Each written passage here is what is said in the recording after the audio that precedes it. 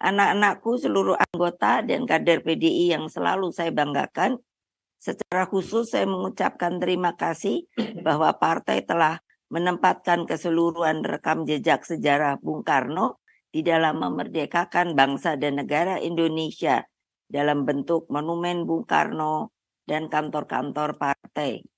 Dulu di Kota Bandung telah dibangun kantor DPC partai yang megah dan menjadi representasi gerak anak-anak muda. Nah, di kota ini juga Bung Karno mulai berjuang dari umur 16 tahun. Dan beliau itu dengan konsekuen. Makanya ibu-ibu minta pada kalian untuk konsekuen. Kalau sudah menjadi anggota partai, jangan melirik-melirik lagi untuk pindah partai. Itu tidak ada dedikasi of life-nya. Nah, dengan demikian maka kita benar-benar menjadi pejuang partai. Jadi bayangkan, umur 16, beliau itu sudah keluar masuk penjara, di Bancai, Sukamiskin, dan juga untuk Indonesia merdeka, beliau tidak pernah surut semangat juangnya. Lalu dengan penuh gelora, beliau menyampaikan gugatannya ketika di dalam pengadilan yang disebut Indonesia menggugat. Kalian harus baca loh, supaya mengerti mengapa kalian mau menjadi PDI Perjuangan. Semangat juang inilah yang seharusnya menjadi kultur budaya partai. Jangan asal pakai merah hitam begitu, lalu sudah bilang saya PDI Perjuangan. Itu tidak ada artinya. Karena yang mau masuk kan kalian toh. Bukan ibu suruh loh. Anak-anakku yang saya cintai, saudara sekalian. Di kota Bandung itu semangat anti kolonialisme dan imperialisme memancar ke seluruh dunia melalui penyelenggaraan konferensi Asia Afrika pada tahun 55, maka jauh sebelumnya pada tahun 1934 sampai 1938 Bung Karno berada di ujung Nusa Tenggara Timur. Dan kenapa berada di sana?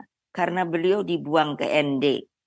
Di Kabupaten ND inilah persemaian seluruh konsepsi nasionalisme, marhaenisme dioleh ke dalam saripatinya yang oleh falsafah bangsa disebut Pancasila. Kalau sebagai anggota PDI Perjuangan, lalu kalian tidak tahu Pancasila, itu aneh. Jadi resapkan ke dalam hati sanubari kalian.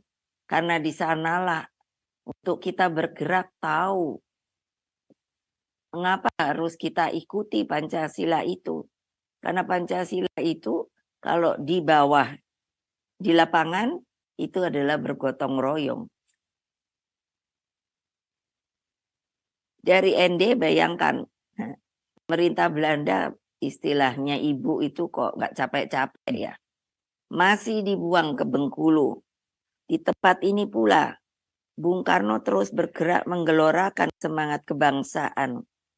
Bermula hanya dari 2 orang. Kebetulan ada anggota TNI yang berprofesi sebagai guru. Lalu Bung Karno membangkitkan kesadaran masyarakat Bengkulu untuk berjuang bagi kemerdekaan bangsanya.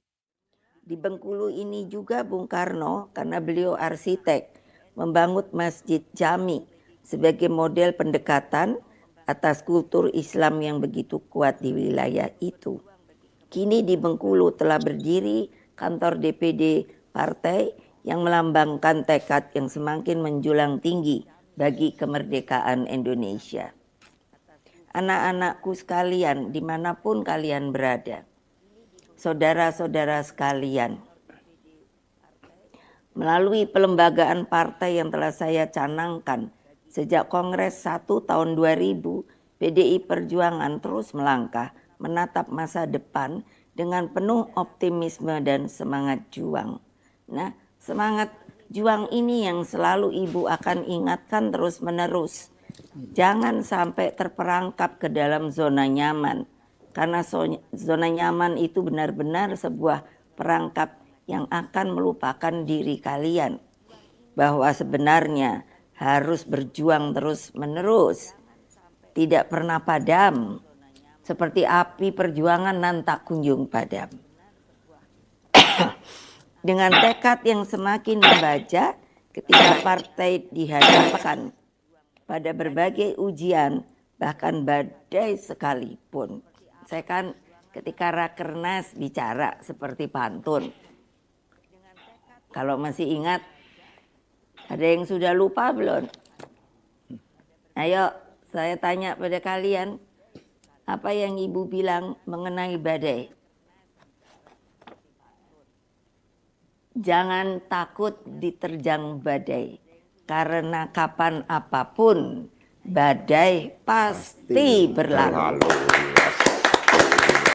Halo, selamat berjumpa dengan saya Anika, pembaca berita podcastnews.id. Saksikan terus konten-konten menarik dari kami. Jangan lupa subscribe, like, dan komen. Terima kasih.